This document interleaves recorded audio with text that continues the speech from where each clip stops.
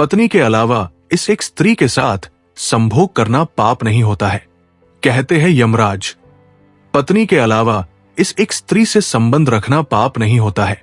शास्त्रों के अनुसार कोई भी पुरुष पत्नी के अलावा इस एक स्त्री से शारीरिक संबंध स्थापित कर सकता है। दोस्तों, एक बार नारद मुनि नारायण खुद नारायण का जाप करते हुए वायु मार्ग से यमलोक पहुंच जाते हैं। यमलोक के देवता यमराज विशालकाय सिंहासन पर बैठे होते हैं। उनके पास चित्रगुप्त जी भी बैठे हुए थे। तभी नारद जी यमलोक पहुंच जाते हैं। नारद जी को आता देख यमराज उनका स्वागत करते हैं और उन्हें प्रणाम करते हैं और कहते हैं, हे नारद जी, आपके आने से संपूर्ण से यम नगरी धन्य हो गई है। देवर्षि नारद कहते हैं, हे मृत्यु और न्याय के देवता, आपको मेरा प्रणाम है। कृपया करके मेरा प्रणाम स्वीकार करें। फिर यमराज जी कहते हैं, हे नारद, आज बड़े युगों के बाद आप यमलोक पधारे हैं। अवश्य ही कोई महत्वपूर्ण कारण होगा।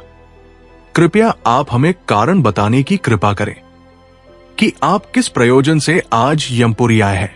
तब नारद जी कहते हैं, हे धर्मराज, आप मृत्यु व न्याय के देवता हैं। तीनों लोकों के प्राणियों को उनके कर्मों के अनुसार दंड देने का कार्य आप करते हैं। आपके पास समस्त प्राणियों का लेखा झोखा रखा हुआ है।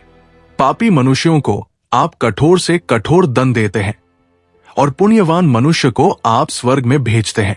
इसीलिए आपको मनुष्यों के सभी पाप और पुण्य कर्मों का ज्ञान है। मैं आपके पास एक विचित्र प्रश्न लेकर आया हूं। कृपया करके आप मेरे इस प्रश्न का उत्तर दीजिए। फिर यमराज जी कहते हैं, हे नारायण, आप सत्य कहते हैं।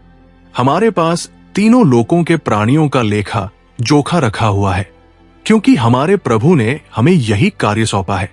हम प्रभु के आदेश से ही मनुष्य के पाप और पुण्य कर्मों के आधार पर उन्हें दंड देते हैं। फिर यमराज जी बोलते हैं, हे देवर्षि, आपके मन में जो भी प्रश्न है आप बिना संकोच के पूछें। हम अपने सामर्थ्य के अनुसार उनका समाधान करने का प्रयास करेंगे। तब नारद मुनि कहते हैं, हे यमराज, शास्त्र कहते हैं कि एक पुरुष को केवल एक ही स्त्री से विवाह करना चाहिए व एक ही स्त्री से संबंध बनाना चाहिए। किंतु मैंने पृथ्वीलोक पर यह भी देखा है कि कुछ मनुष्य अनेक विवाह करते हैं, अनेक स्त्रियों से संबंध रखते हैं। क्या ये पाप नहीं है?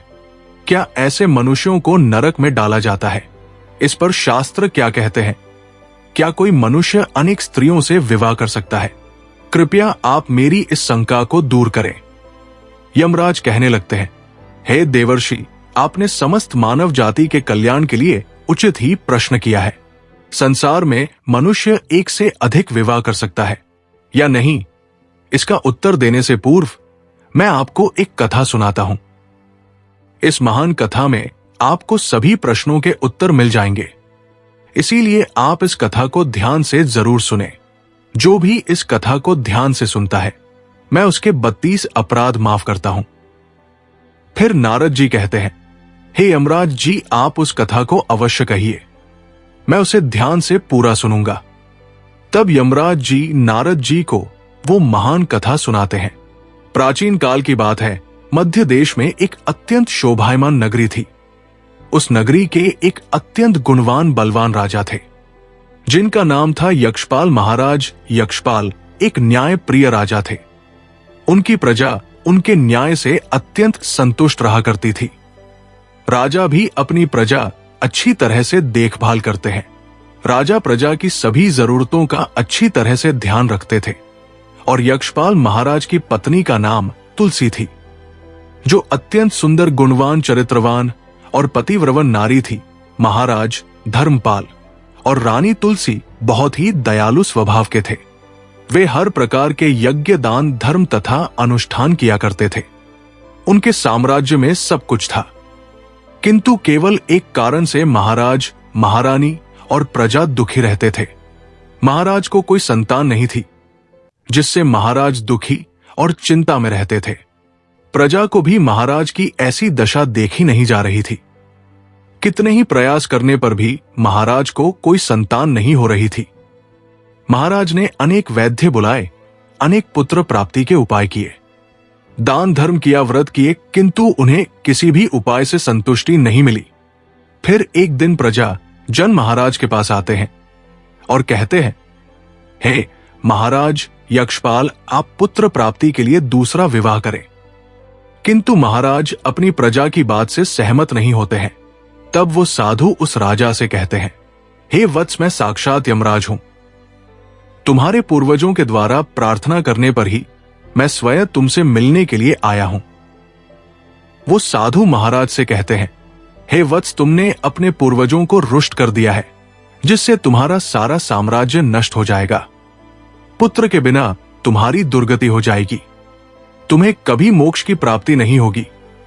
शास्त्र कहते हैं कि मनुष्य को मोक्ष प्राप्ति के लिए पुत्र को जम अवश्य देना चाहिए। फिर महाराज कहते हैं, हे धर्मराज, मैं विवश हूं। मैं दूसरा विवाह करके पाप का भागीदार नहीं बनना चाहता। इससे अच्छा है कि मैं पुत्रहीन होकर जीवन व्यतीत करूं। यमराज कहते हैं, हे वत्स, तुम्हारे न्यायप्रिय आचरण से और अपनी पत्नी के प्रति एक निष्ठा को देखकर मैं अत्यंत प्रसन्न हूं। किंतु हे यक्षपल, एक मनुष्य दूसरा विवाह अवश्य कर सकता है। इसमें कोई पाप नहीं है। यदि किसी पुरुष की पत्नी उसके दूसरे विवाह के लिए सहमति देती है, तो वो पुरुष दूसरा विवाह निश्चित ही कर सकता है। इसमें कोई पाप नहीं है। शास्त्र कहते हैं कि यदि एक पत्नी से पुत्र की प्राप्ति नहीं होती है और उसकी पत्नी उसे दूसरा विवाह करने की अनुमति देती है, तो उस दूसरा विवाह करने में संकोच नहीं करना चाहिए। साक्षात धर्मराज के द्वारा ऐसे वचन सुनकर महाराज अति प्रसन्न हो जाते हैं और यमराज को धन्यवाद देते हैं। फिर यमराज उस स्थान से अंतर्ध्यान हो जाते हैं। महाराज यक्षपाल अपनी पत्नी तुलसी के पास जाते हैं और उससे दूसरा विवाह करने की अनुमति मांगते हैं। तो महारानी तुलसी उन्हें दूसरा विवाह करने की अनुमति दे देती है। तब महाराज दूसरी स्त्री से विवाह कर लेते हैं, जिससे उन्हें सुंदर पुत्र की प्राप्ति होती है और उधर स्वर्ग लोक में सभी पूर्वज भी आनंदित हो जाते हैं और यमराज का बार बार धन्यवाद करते हैं।